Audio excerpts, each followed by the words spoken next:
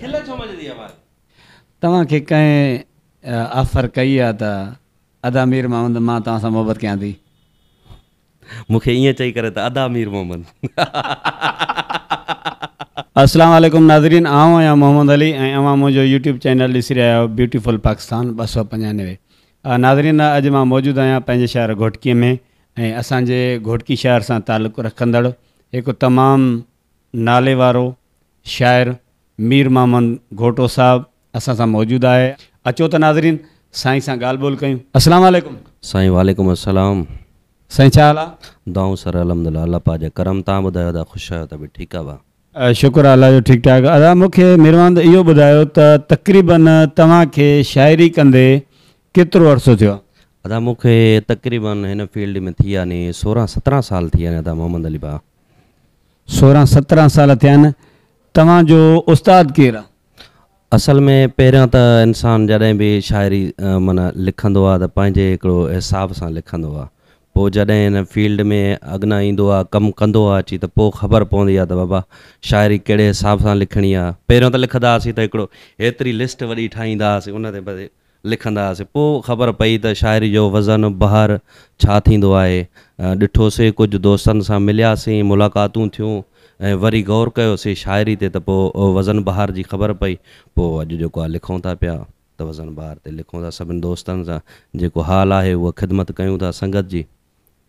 अच्छा, सभ खां पहिरियों तव्हां कंहिं ते शाइरी लिखी ऐं उन जा ॿोल कहिड़ा आहिनि कलाम जा? सभ खां पहिरियां मां गीत लिखियो हुयो त तुंहिंजे ज़ुल्फ़नि जी आहे छांव थधी, झटि यार वेहण जी इजाज़त ॾे।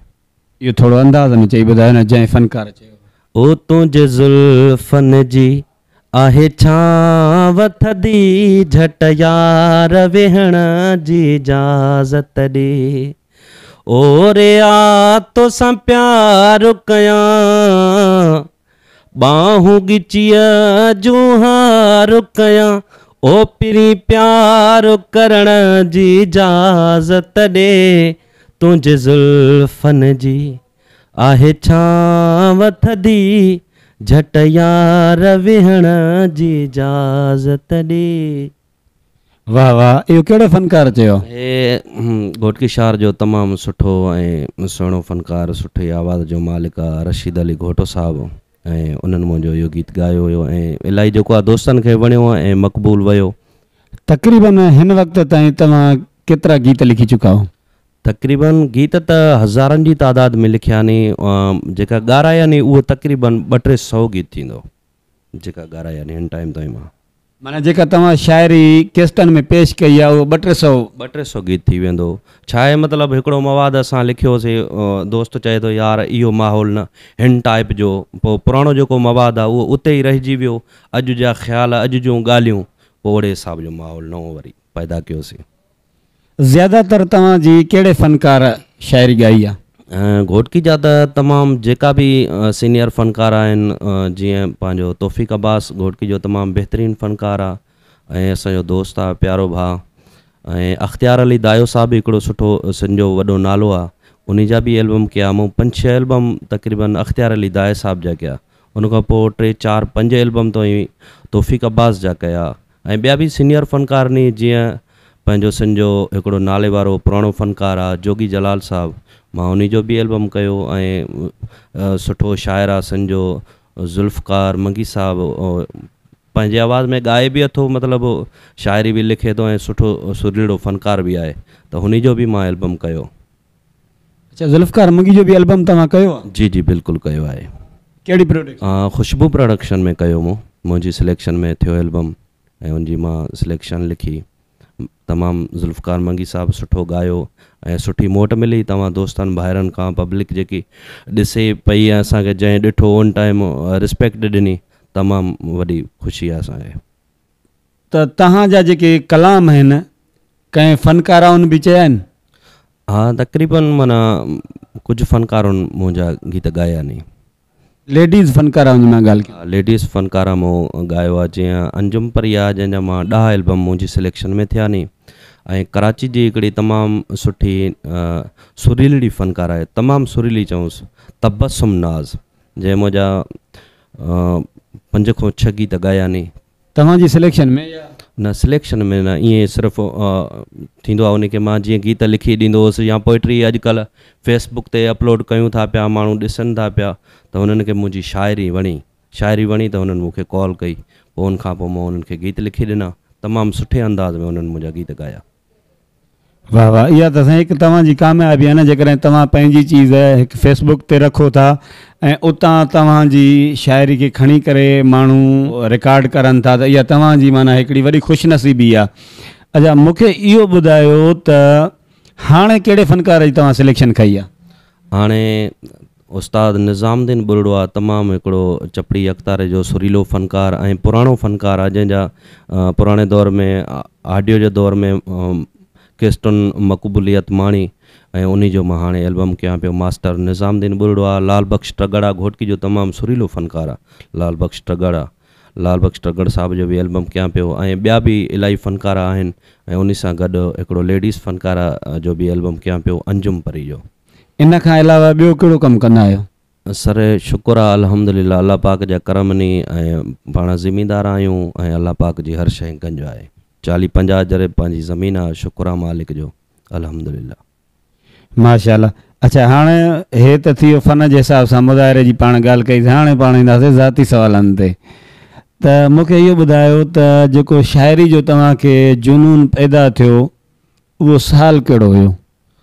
साल तक़रीबन मां ईअं चई सघां थो त 2003 या 4 जो, इहो ई माना अंदाज़ो आहे हिकिड़ो। 2003-4 में? 4 जो मतिलबु ईअं 5 तो ई चई सघूं था, त माना 5 में स्टार्टिंग कई आहे। उन खां पोइ केस्टुनि जे दौर में थोरो 2-3 साल खां पोइ आयासीं, संगत सां मिलियासीं, पोइ वरी केस्टुनि जे दौर में आयासीं। ऑडियो जे दौर में बि माना ऑडियो तंहिं महिल हलंदो हुयो जॾहिं असां कमु स्टार्ट कयोसीं, असां खां पोइ ऑडियो बंदि थी वियो आहे। शुरूआति में तव्हांखे कहिड़ियूं तकलीफ़ूं आयूं?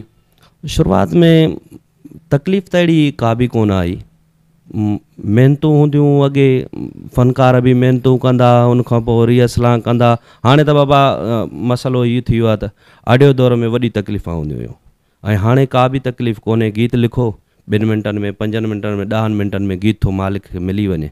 हाणे एतिरी का बि तकलीफ़ कोन्हे का, फ़नकारनि जे लाइ न आहे, पर शाइर जेको हिन दौर में पंहिंजो ज़हन दिमाग़ जेको फोकस रखे थो पियो शाइरी ते पियो, उहो लिखे थो। हुन खां पोइ अॼु असल में मसइलो इहो थी वियो आहे भाउ मोहम्मद अली, त शाइर जो क़दुरु कोन्हे को पंहिंजी सिंध में। तव्हां ॿाहिरि ॾिसो, पंजाब में ॾिसो, या किथे बि ॾिसो, त मतिलबु वैल्यू आहे।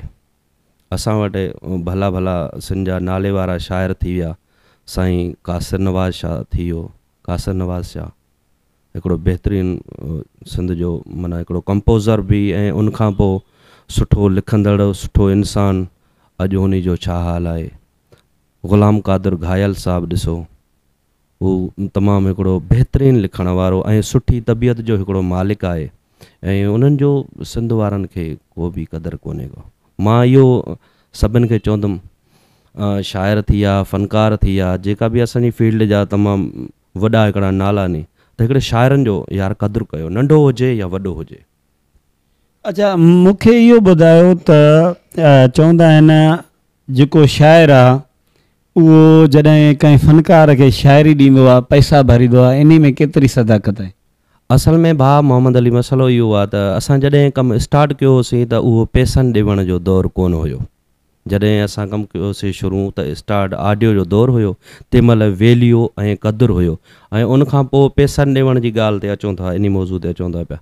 त जॾहिं असां पंहिंजी हिकिड़ी हिते प्रोडक्शन घोटकी में असां खोलीसीं, त पोइ उते जेको असां कमु स्टार्ट कयोसीं त मुकमल जेको सिलेक्शन आहे उहा असां ठाहिणु शुरू कईसीं। कॾहिं बि कंहिं फ़नकार में हिकिड़ो लोकल गीत, 2 गीत कोन रखियासीं। जॾहिं बि सिलेक्शन ठाही त पाण ई ठाही, पाण ई महिनत कई, पैसा ॿियनि खां वरितासीं। बाबा मसइलो उहो आहे त अॼु फ़नकार जी रिकॉर्डिंग कई वञे थी, शो थिए थो, गाॾियुनि जा ख़र्चा नी, उहो माण्हू इंसानु पंहिंजे घरां कोन कंदो। पोइ असां उन्हनि खां वठी करे जेको बि मार्केट हूंदी आहे, जंहिं फ़नकार जी जेतिरी डिमांड, बाबा हिन जो हेतिरे में गीत माना असांखे खणणो आहे, पोइ अहिड़ो उन में फ़नकारनि जी फ़ीस बि हूंदी आहे, असांखे उहो हर शइ पंहिंजो माहौल पूरो करिणो हूंदो आहे। अच्छा, ज़िंदगी में कंहिंसां मोहबत कई तव्हां? ज़ाती सवाल आहे हाणे। उहो कहिड़ो इंसानु न आहे जंहिं मोहबत न कई आहे। मोहबत हर इंसानु कंदो आहे। को कहिड़ी शइ सां करे थो, को दौलत सां, को भाउ सां, को पीउ सां, को पंहिंजी फैमिली सां, को पंहिंजे परिवार सां। मोहबत हर इंसानु करे थो जेको हिन ज़मीन ते रहे थो पियो। हर इंसानु मोहबत करे थो पियो। अच्छा, मूंखे इहो ॿुधायो, तक़रीबन तव्हांजा 2-3 लेडीज़ फ़नकार आहिनि, गीत ॻाया आहिनि मुंहिंजे अंदाज़े मुताबिक़, छो जो मूंखे माना घटि ख़बर आहे। तव्हांखे कंहिं ऑफर कई आहे त अदा मीर मोहम्मद मां तव्हां सां मोहबत कयां थी? मूंखे ईअं चई करे त अदा मीर मोहम्मद